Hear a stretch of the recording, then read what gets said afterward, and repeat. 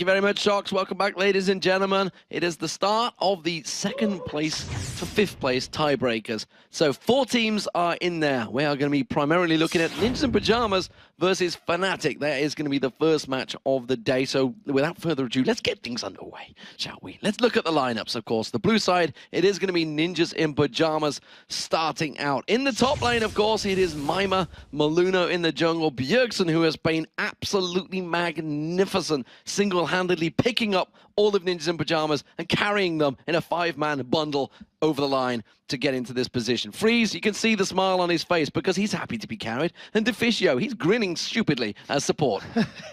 And in terms of the performances, the last 2 games that we've seen from NIP and Fnatic were absolutely mind-blowing. Fnatic will be on the red side for this matchup. So as will be in the top lane, Cyanide will be in the jungle, Xpeka in the mid lane with Pushu and Yellowstar as your AD carry and support. So, Ninjas in Pyjamas have already played Fnatic this Super Week and won. They beat them square and fair. Fair and square? Square and fair, I prefer that. Fair, square and fair. Fnatic, though, look at that. They're not looking too confident, if you ask me. That's a serious faces, and this has actually been what we've seen from them so far, but let's take it one step at a time. They just beat Gambit, who were looking unstoppable this weekend. Yeah, and they did it in a really convincing fashion as well. After a strong early game, Fnatic were able to convincingly put together a string of picks and objectives that allowed them to control Gambit entirely. NIP, on the other hand, were extremely hard-pressed against SK Gaming, and that game swung back and forth like a swing at a playground. And we'll have to see whether or not we're going to have as many action-packed games, action-packed kills in this particular game. Well, quick bans already coming through. Elise, Kennen, Kassadin taken out, Fizz, Zed, and Shen. Like, no, Bjergsen, no. But they have let him have Diana. We'll see whether that works out. Jarvan instant lock, though. Maluna's going to be happy with that one. So remember that Diana was picked very, very late in the picks and bans phase, and it was something that NIP used to maybe counter the picks that were coming out of SK Gaming. So for this particular matchup, we'll see how that pans out. I think that maybe Thresh is going to be a priority here for either of these teams. We know Deficio likes to play it, as does Yellowstar. If not, maybe Zyra support for NIP. Currently, Zach pondered. Not too sure that's going to be SOAS. I think it may be Cyanide. We'll see. And it's going to be Thresh for Yellowstar. So, sticking with fairly standard picks. Not throwing anything crazy out there right now. Caitlyn or Vayne might be an AD carry that they might want to consider here and leave their solo lane picks till later. What could also be selected is the Yorick and some sort of hyper carry for Bjergsen. Yeah. Vayne? Yeah, Caitlyn Vayne was the highlight that I think they may consider. Twitch, another AD carry that we've been seeing. Yeah. Twitch has been very successful. Didn't work out for Candy Panda in the last match, though. So Fnatic, what will they go with? Not going to be Heimerdinger, that's for sure. So the one thing that NIP are holding on to right now is their solo lane picks and who they're going to be matching up with. And not being 100% sure whether that's going to be a SOAS Zac top lane or a Cyanide Zac jungle also leaves things open to interpretation. We could even see Cyanide playing a Lee Sin, which he's done particularly well in the last game or 2. We're waiting to see which way. Twisted Fate's still open as well. Let's not forget that. Worked out very well for Peke against Meet Your Makers earlier on today. Just, can you believe that was earlier on today? It's been such a long day. This will be the longest day, I believe. It's going to be a long one. Well, it's going to rival the spring promos, maybe. It's definitely going to be 12 games today, that's for sure. So it's definitely stepping it up to the official American Super Week. I guess they're just going to be challenging it. At the moment, though, Lee Sin worked very well in the past for many, many teams, and Cyanide's going to get it again. There is the Varus for Pushu. So that definitely signals that's going to be a top lane Zac. You've got a nice beefy front line with that Zac, with that Lee Sin. Some very good, clear initiation power. And the one thing that they are leaving open is for Peke to counter pick. Now, the Rengar pick, I'm not 100% sold. However, it is one of Mima's most played champions in solo queue and one of his most successful champions. It could work, especially if you combo that with the stealth of Twitch. It could be a pretty scary stealth, jump on your face and blow you up combo. Well, it is going to switch. It is going to be Yorick, and that's a champion that Mima has played a lot of. So this time around, though, no Ninja for Bjergsen in the mid lane. He's simply going with Ahri. It's a little more difficult to kill your enemies and completely destroy them with Ahri than it is with Diana, and that even more so than Zed. So we're seeing the same composition from NIP. a team that can deal with 4v4s, can deal with 4v5s, with the Zyra, with the Jarvan, with the Yorick, and in team fights when Bjergsen is not split pushing and with them, you just throw the Omen of Death at him, let him come back and just carry on tearing people apart. And almost becoming a standard matchup, an Ahri versus Orianna. If this gets locked in by Peke, it's kind of the standard. It's not a counter, but it's just what always happens. If you see an Ahri come out, you go for an Orianna. If you see an Orianna come out, Ahri comes out. Although sometimes when Ahri comes out, Zed follows. Yeah, it's something that it can work very, very well. Better. And as you were talking about, with Twisted Fate open and available, Peke is going to pick that one up. He did very well with it earlier in the day, you know, picking the inhibitors and pretty much saying, look, you either fight us a Baron or I'm going to go backdoor 2 inhibitors, and he managed to pick that up multiple times. So I really like Fnatic's composition here. It's sort of comfort picks in a way, not necessarily something you'd associate with all of Fnatic, but it's things they've played and done well with in the past. So there are the champions select, and what do we see here? Let's have a look across the lanes. We know what Peke, we know what to expect from Peke, we know what to expect from Maluno and Cyanide, to be honest, but what I don't know is what to expect is Soaz with Zac up against Yorick. That's going to probably be another farming lane because of the fact that both of them have got some built-in sustain, and it's very difficult for them to kill one another as they do both build very tanky. I think without jungle assistance, that's going to be a pretty laid-back lane as we're going on a bit of a spiral. Did the cameraman just pass out then as well? It was like he was doing. He was like, oh, I'm down, that's done. I think everybody watching it may well have just followed through with the pizzas they'd ordered already. And we'll have to see how well NIP can hold out. Yeah, it's been a long, strenuous day for absolutely everybody. And this is the first of potentially 2 games for each of these teams. Because, of course, the winners from both of the sides of the bracket will play each other, and the losers will play each other. And right now, Fnatic, they're on that red side, and I'll have to deal with that positional, I don't even want to call it disadvantage, because it's not anymore. The game's super, super balanced and even. And let's talk about what this means for them. It is a battle to get second place. That's really what they're aiming for, a battle for who will play who. Of course, second place is the big important spot, because that is a bye. So they will be through to the semi-finals at the playoffs. That's what they want, and almost certainly, again, pretty much a tippy toe into the door of season 4. Not so much season 4, the World Championships, more importantly, because the top 3 places will make it there. So once you're in the semi-finals, you're already almost in the World Final. So there's 2 things to remember about this. Win 2 games, and you guarantee yourself second if you win them back-to-back. And if you win a game, you guarantee a 2nd or 3rd place seed going into the bracket. So we'll see how well either of these teams performs, because this is the first of 5 more games in the 2nd to 5th tiebreaker scenario. And right now, NIP, they just want to survive the laning phase and get to a point where Bjergsen can split push. That is their #1 objective and priority. They've done it a few times already today. And the question is, can they do it again? 2 of these teams, not so much, might not be NIP or Fnatic, but 2 of these teams, 2 of these 4, will be playing 3 more games tonight.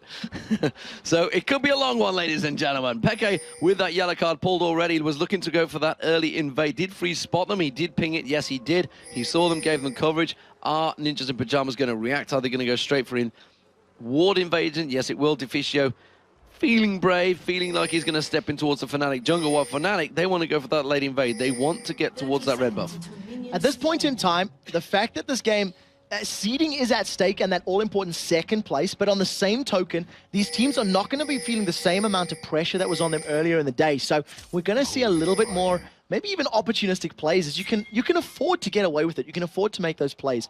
Fnatic with a couple of wards in their back pocket, they're just going to invade, get some deep vision down, walk over a Jarvan flag and get spotted. So NIP are well aware of Fnatic's position. Yeah, the pings are there, right on their spot.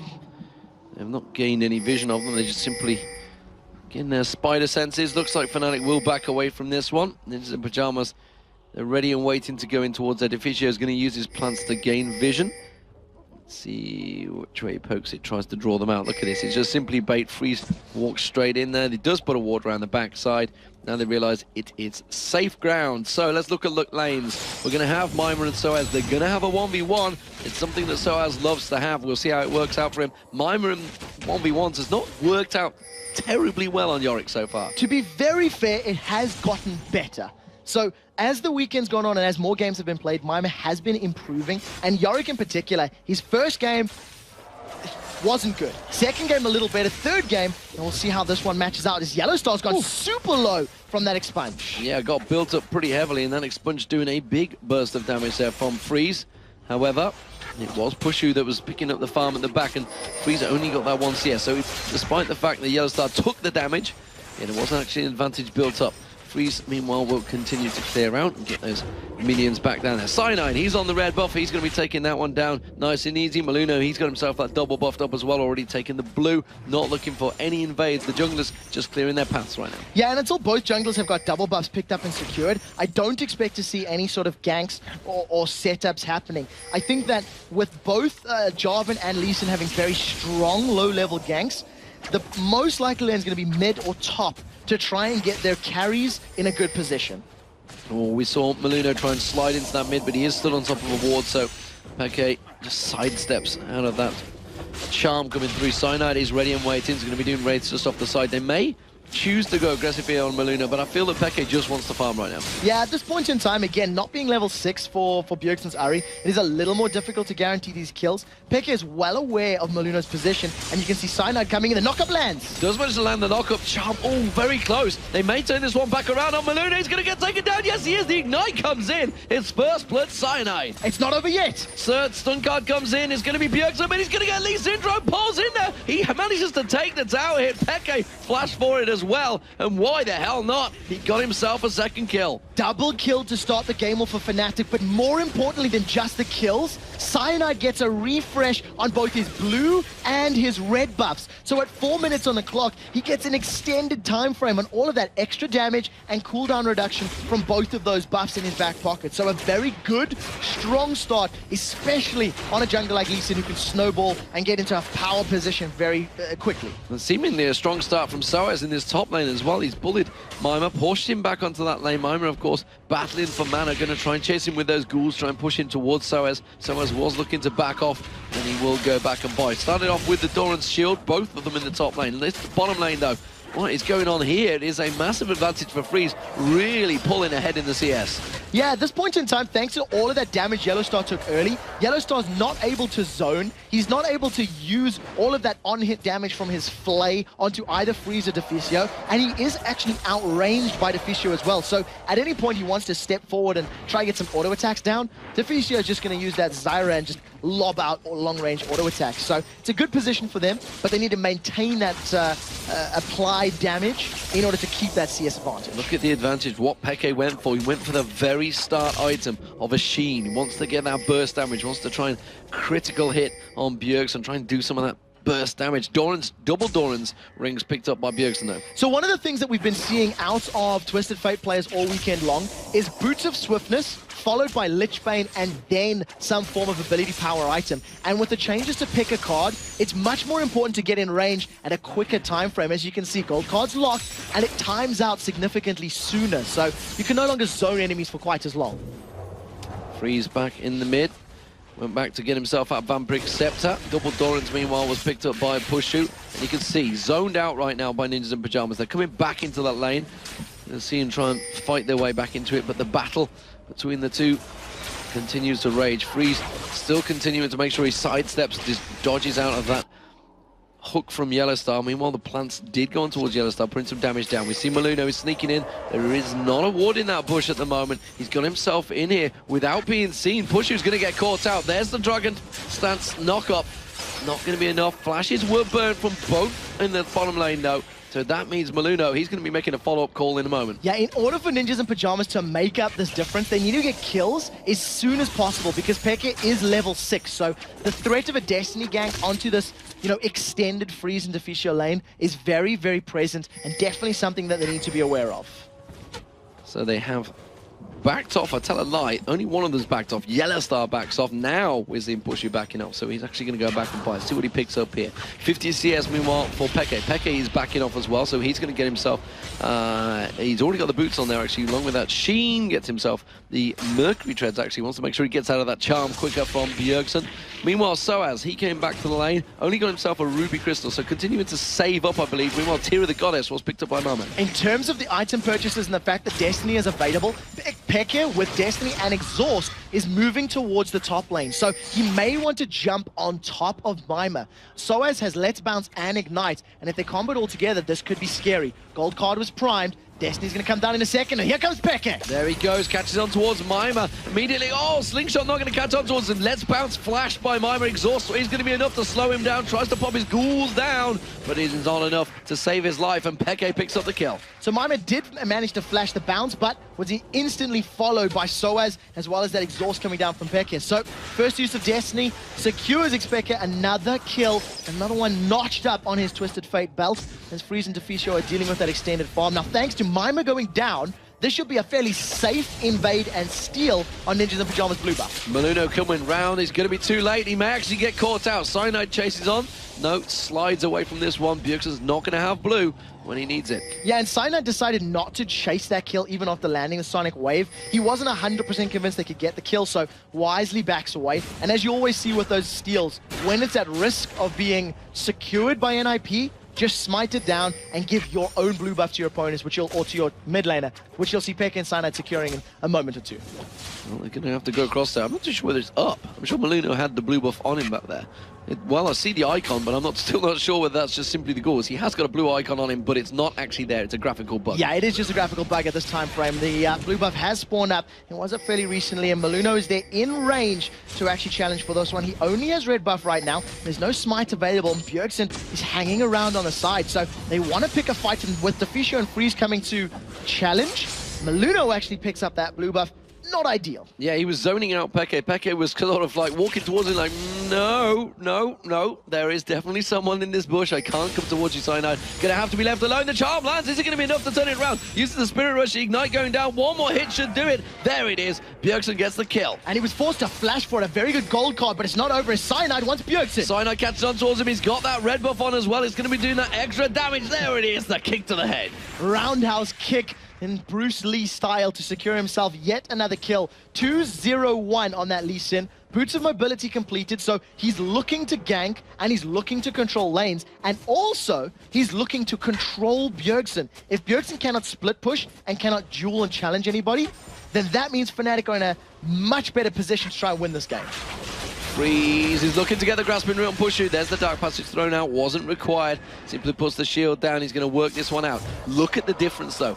85 CS to Freeze right now to 49 of Pushu. Huge advantage being built in this bottom lane. And it's all going to be on Freeze when we get to these mid-game team fights, because if Freeze is able to convert that gold into an item advantage, and more importantly, make that item advantage win team fights, that is where the carry power is going to come from NIP. It also means that Mima's focus for that Omen of Death should now be on Freeze's Twitch, as opposed to Bjergsen's Ahri. So as the games continue, don't forget, guys, if you've just tuned in and thinking, why is NIP and Fnatic on? Well, it's because we had a four-way tie at second place, which means there is a rather large playoff tiebreak going on right now. There will be another 4 games following this one. This is the first, I tell a lie, it's another 5 games. No, 4 games following this one. 4 games. You I played am one right. already. Punch drunk already. So SK are out of the playoffs. They haven't made it to Gamescom. They will not be having a chance to make it to the World Finals, which is unbelievable because they got there last year around. It's another team, it's the second team we've heard of that haven't made it. And I think back to, obviously, NA, there's a couple of teams that still could get there that made it. But more importantly, Taipei Assassins are not even going to be there either. Southeast Asian qualifiers, by the way, the regional qualifiers will actually finalize tomorrow. So we'll know, they'll be the first teams that we'll know will be making it to the World Finals. Yeah, and make sure you actually check that stream out to see who is the European and North American teams going to be competing against, because right now, NIP and Fnatic are fighting for seeding to qualify for that very, very playoff.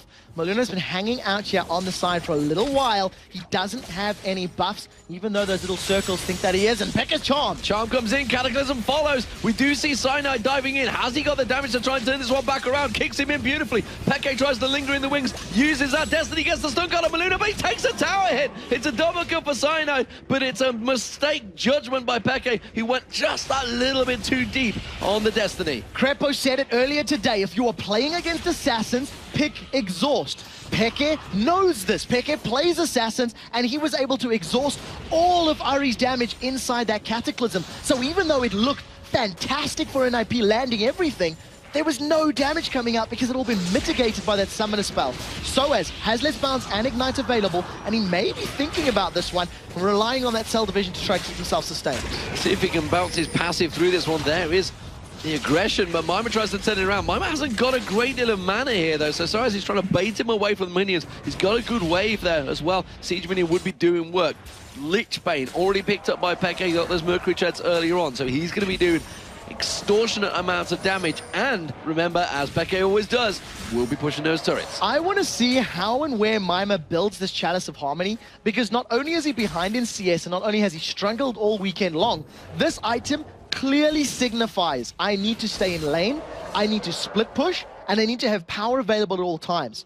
If he completes that into the likes of a Mikhail's Crucible, he's even more of a support utility player in this matchup, because he can, you know, cleanse the gold card, he can heal one of his carries, and basically just try to keep them alive for longer before needing to use that ultimate. And I'm interested to see which way Soaz goes, because he used to say, this was back in the spring, when you're ahead on Zac, you just go ability power, magic penetration, you go aggressive. When you're behind, you go tanky. Which way will he head this one? Well, he's got the makings of potentially a Sunfire Cape and potentially a Haunting. Guys, as Yellowstar's caught. Stranglethorn's in there, that's forced to flash away, and that was a spray and pray that followed it up as well. Yellowstar takes a lot of the damage, but that's 2 ultimates burnt from Ninjas in Pyjamas for 1 summoner spell. The thing is, those ultimates will become available before that flashes, so if, once again, they can make it stick, it can work out. Bjergsen was able to pick up his blue buff, and that's the first blue buff for Bjergsen in a little while, probably the last 2 spawns at the very least. And the one thing I do want to highlight is, even though Myma has got so much more HP than Soaz, he's still unable to kill him because he simply doesn't have the damage or crowd control to stick to Soaz's Zac, who can just slingshot to safety.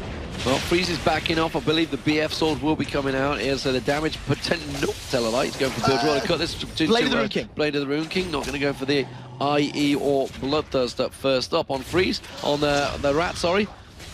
14 minutes gone so far, Trevor.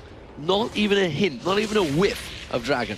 Not this time round, and I think it's because both teams are a little bit afraid of it. They don't want to run into the Baron Pit with an assassin like Bjergsen, nor do they want Spray and Pray to come up. However, knowing that Bjergsen's just backed off, and knowing that Pushu's got all of his ultimates available, and Destiny, which is very, very important, they may be able to challenge for it right now. The thing is, all of Fnatic are probably going to come down. As you can see, Soaz is already moving towards the Dragon Pit. Myma is a 1.5 years away. Well, it will be a BF sword for Pushu. He wants that Bloodthirster first, and he's going to be coming down. So power advantage may well be here with him briefly, and you see Fnatic now zoning out completely here. Actually, Soaz is going down straight on towards Freeze. Teleport comes out, Destiny is in there. They want to get on Freeze, they throw out the stun, the wild cards. He's actually invisible still. They're going to bounce all around him. They're just finding the proximity. Catch on in there, Peke gets the kill. Yeah, Peke was able to see through the invisibility thanks to that Destiny, yep. and just land the gold card, let Soaz tear him apart. So they secure the Dragon, they pick up their 7th kill of the game, and NIP are trying to respond with the mid and top towers, but they simply don't have the damage at this stage in the game. They tried to get the mid one down, but it looks like the bottom one may fall to them, to Fnatic. Peke with that Lich Bane, with Yellowstar's support, should be able to take this one down. Top one though, Myma. He's doing good work up there. He hasn't got enough though, and he won't take it this time around. Ironically, even with the tier and the chalice, he's still running out of mana. That tells you how hard he is pressing in this lane. Every single time a ghoul is available, he's spamming that one out. Now, Cyanide's trying to get his red buff, but he had no idea what was going on. There was no vision in that bush, and he didn't see any minions moving around. So, another steal coming out of Maluno, and pretty good conscientious map awareness for that one. Actually, Bjergsen and Peke keeping even in terms of CS. I was about to step onto Myma, but he teleports, recalls back just in the right time. Let's have a look towards his mid lane. Tower did take a lot of damage. There's the charm, but look at this. Cyanide gets locked on towards him. The stun card comes through. Bjergsen has got Spirit Rush. Cyanide wants to land that kick. Can he draw him in? No. Flash comes out from Peke. Didn't manage to get the last wild card. No, not this time round, and Bjergsen was able to at least tank up that Sonic Wave, so there was no execution from Cyanide. With Soaz hanging out on the side, we do see the Demacian standard flag going down, revealing him, and another tower is picked up for Fnatic. Ninjas in Pyjamas are floundering a little bit. They're not really in this. They're not at the right positions. They're not defending anything, really. And the problem is they don't seem to be having that pressure from Myma. They don't care about him in that top lane right now. Soaz is going back up there, has full control, got himself that Sunfire cape, and he's just going to keep back on pushing. Mima tried to take that turret down. And like you said, with all the will in the world, with all the mana burn, he just couldn't take him down. Soaz is just going to stroll away from those goals again. Finally, Mima's got some additional attack damage, up to 160 with that mana immune completed, and it is stacking relatively quickly. It's about halfway done already. This will allow him to finish off the tower because Yorick's ghouls stack on attack damage, but he has a Destiny onto Mima. Onto Mima, tries to go in the tower. There's the let's bounce. It's going to be Peke that takes a little bit of tankiness on the tower. Tell a lie. Soaz takes all of the damage. Peke throws out the one last card and just decimates Mima. Now Mima's trying to chase Peke, not realizing he can maybe get some movement speed of Soaz if his Omen of War was available, and unfortunately, Flash and Ignite burned. And I have to highlight just how good Soaz was at that gank. He flashed in front of Mima to use Let's Bounce to knock him backwards and just get even more time for Peke to deal damage. With the two members of NIP up top and the numbers on the bottom, they may be able to get towers if they can stick around for long enough. Peke hasn't backed off, Soaz is still there. They're going to hold out this one. The charm thrown out, not going to find his target. Bjergsen takes the tower hit for his presence as well. The bottom lane also, they will continue to try and push, but Pushu has that Bloodthirster now. He's going to be wiping out those waves very quickly with that piercing arrow, the hail of arrows. It's all doing work right now, and it's actually keeping Freeze at bay. Top turret will finally go down. The minions will do that job. That's the first one of the game for NIP, but they're still one behind. Yeah, Ninjas in Pyjamas right now, they know the Destiny's down, which is why they were pushing the top lane and pushing the bottom. In addition to that, the HP bars for Soaz and Peke were very, very low, so it gave them a bit of safety in that regard. The one thing I do really want to highlight right now, there is still no major item completed for Bjergsen. He's still trying to complete his Deathfire Grasp, whereas Peke needed to see Large Rod, Cage is like a pick, as well as a Lich Bane and the makings of the Twin Shadows. So let's take stacks. We could take stacks. Take stack of the stocks. Take stack of the stocks. In a sticky situation. It is a sticky situation. Synod's actually coming in. He wants to try and get the steal on the blue. Looks towards getting on towards Bjergsen. Doesn't manage to find it. But he has bought time for Fnatic to push down the mid lane. And it'll be a little out of position here. Are they going to try and take advantage? They don't really have the vision of the situation. I kind of feel like Ninjas in Pyjamas positioning and gameplay throughout this particular game just tells you they're not necessarily mentally quite on the same page. They're not reading Fnatic as well. They're responding late to the pushes from Fnatic, and as it stands, they're falling behind in every single metric here. They're behind on farm, behind on kills, behind on towers. Dragons should be up in the not too distant future, and if NIP don't contest and maybe secure that, this gold is gonna just get once again uncontrollable, like we've seen with Ultin and SK in the previous game. So Soaz clears out the top turret, and like you say, it is pushing them every angle, every advantage they can have. The gold stacking up on Peke there. Must be loving it when you wipe out those waves and you get all those passives sticking in your direction. It's just a constant gold ticking message for you. Bjergsen, he has the rest of Ninjas in Pyjamas coming up behind him. Looks like they're finally deciding to group up and maybe put pressure on this mid turret. So in terms of total gold that Peke has actually earned, it's sitting at 700 right now. It's just short of the Cage's lucky pick. So he's invested his bonus gold into earning more bonus gold. Now look at Soaz's position in the Wraith camp. He could charge up that slingshot at any time, and I think NIP realized they had no vision on their opponents. There's no jungle wards really on the side of Fnatic's map for NIP, so they backed away safe. And Soaz isn't stepping off this one just yet. Destiny is available as well if Peke wants to join the party. That tower, though, with nothing, it could wilt under a unpleasant look. Soaz, though, look at this. Ready to go. Is he going to come from the side? Let's Bounce will work perfectly. Pushu is not there, but Elastic Slingshot will be. Let's Bounce on towards Bjergsen. He's the focus target. Can they get on towards him? Stranglethorns does manage to keep Soaz at bay. Freeze is going to get knocked down. He's going to get revived by the ghost of death, whatever the hell it's called by Mima. It doesn't matter. They're going to try and lock on towards Yellow Star. Fnatic coming back around the corner, though. They lock on one. Maluno's going to get dropped into double kill for Soaz. They're going to catch on Pushu on towards Mima. This is going to be a massacre. It's Fnatic in full control. And that's a 4-4-1 engagement. Fnatic doing work. And that was a 4 versus 5.5. Not only was Pushu not there until the end of the fight, but they used the Omen of Death on Freeze to try bring him back to life. Now Pushu has got his Bloodthirster up, and with Dragon respawning, somebody's going to tank Dragon, and he's just going to lifesteal his way back up to full HP. Soaz comes in after picking himself up a bunch of kills, and talked about it. Mima wasn't doing much in that top lane. Hasn't worked out. I've not been impressed with Yorick all weekend for him on that top lane. It just doesn't seem like an impactful champion that he's using. Soaz, he's just been in complete control. He's now 2-0-5. Soaz has been struggling this weekend, but he looks like he's in a happy place right now. Yeah, the last time we actually seen that Soaz earlier on the weekend is now Pick is caught. Peke's caught, but he manages to get away from that one. Tries to pop the exhaust down. Is it going to be enough? Doesn't have any mana. Does throw out the stun card, but look at this. Cyanide's going to come in around the corner. He's buying himself time. Doesn't need it. The Lich Bane does the job for him. Ladies and gentlemen, when you are dealing with an assassin, and when you are dealing with an assassin as good as Bjergsen, pick exhaust. That is the #1 rule. You've seen how much damage Bjergsen put onto Peke before the exhaust got down. And if you look at the player cams, Peke and Cyanide are all grins and smiles and giggles after that last engagement. Yeah, I think Cyanide got the assist from that as well. He got the safeguard. I'm not too sure whether it was quite in the right time. He was coming in, it's like, I've got you covered, I've got you covered. It's okay, it's okay. Don't need you, don't need me. Okay, you got this one. Nevertheless, he is cleaning out, picking up the red buff. The blue buff isn't available, I don't think. I'm trying to see whether actually he picked it up there. I didn't see whether Destiny's available. They're jumping on Freeze. He's going for the rat. This time he can see him, of course. That Destiny will work out. Stun card comes out. Wild card follows. Ooh, that's doing damage. Freeze cannot go too far up that lane anymore. Peke made a prediction on where he thought Freeze was going to go. It looked like he was heading up towards the double golems. Freeze did not, and that actually saved his life. I want to point out, firstly, that Peke finished off his Death Cap and Twin Shadows in his last back. In addition, Pushu may have accidentally double-clicked because he's sitting on 2 pickaxes. That boy wants to be a miner. Well, he's not going to be a mimer, at least, that's for sure. And it's going to be Fnatic pushing the bottom lane, and they have full control. They have minions, they have the conga line, and then they are just putting damage on this. NIP thinking of actually trying to defend that one. I'm not too sure they have it in them right now. They're 13-3 behind in kills. They're nearly 9,000 gold in behind. And it's just overall all going Fnatic's way. If NIP don't land a charm onto a crucial target like Cyanide, Pushu, or Peke, unfortunately they do not have the damage right now to actually win a team fight. The Blade of the Ruined King and Zeal is good for Freeze, but it's just not enough to shred through absolutely everybody. Soaz chilling out in the lane, gets caught by the red buff, and he manages to slingshot away from the knockup. And I would dare say he's actually taunting members of NIP. Yes, he is. You can see him doing the dance. That's exactly what he's doing. He's getting the taunt going.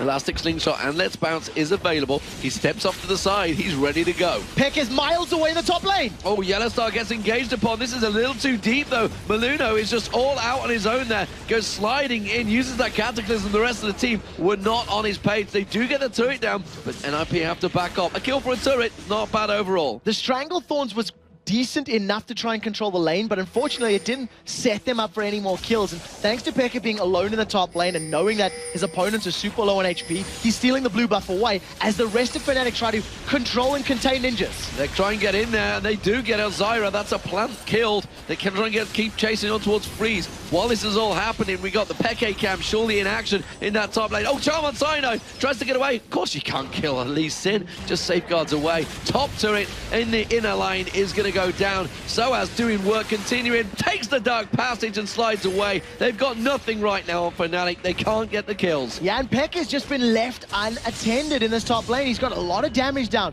Destiny's being channeled. He's looking for an opportunity and may just use that one to get a safe exit out of the lane. Well, he's going to go to Baron. A quick flick. Last time I remember someone going to that side of the map was Froggen, just panic clicking his Destiny. How did I end up here? A little bit of a misclick, but nevertheless, a good escape by Peke. 25 minutes on the clock, 250 CS under his belt. He's basically at full build with a Twisted Fate, and anything in addition to this is just a bonus. And we know how good Peke is in TF. Even after the changes, after the balances to him, he's still decimating people.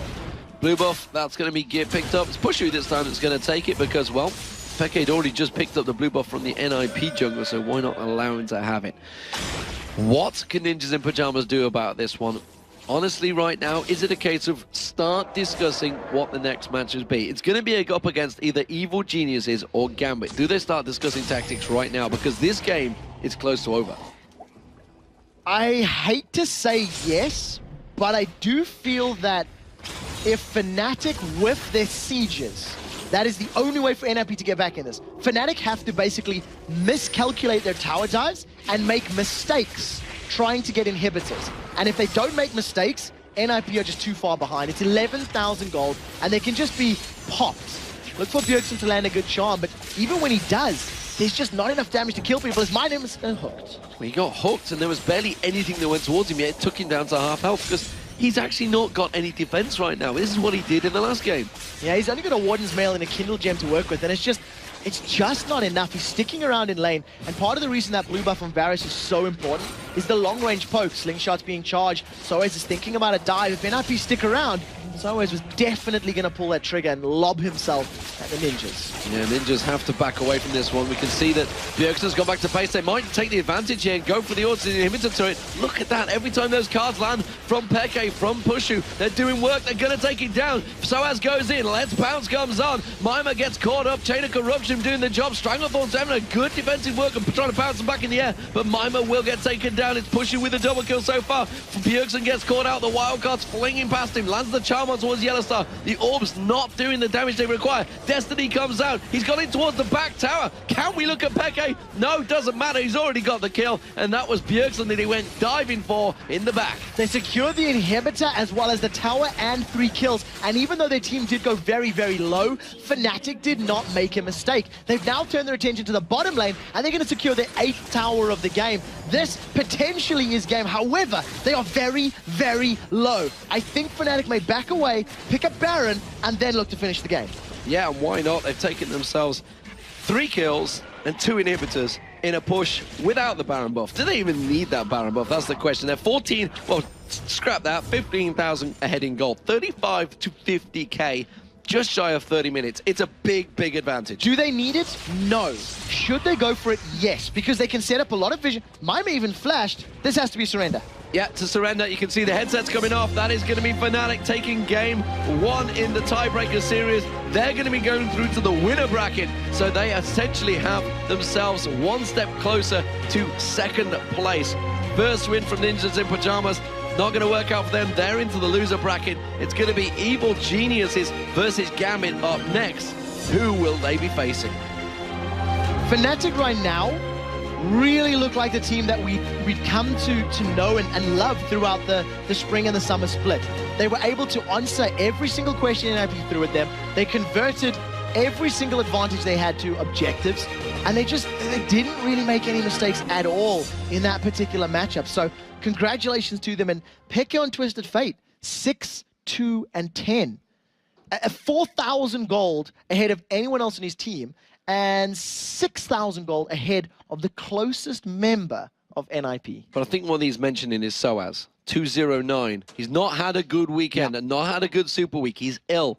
Like myself, and like yourself, actually. Thank you for that one. I've infected Trevor, it seems. But he's not had a great weekend, but nevertheless, he had a great game there. To be very fair, he was also playing against Mima, who has not been performing well this weekend. And having a slightly easier lane setup, having a slightly easier lane opponent, especially in a lane matchup that is boring. Yorick versus Zac, that is a farm fest. That is a snooze fest. It allows him to build himself up to a powerful position and then, in fact, impact the game. But you can't discount it. 209, his dive in the 4v5 in mid lane was perfect. He was always hiding just out of sight. Just waiting, saying, can I go, can I go? He wanted to slingshot in for those fights. And for sure, Fnatic then going to want to face Gambit. There's 4-0 over Gambit this summer split.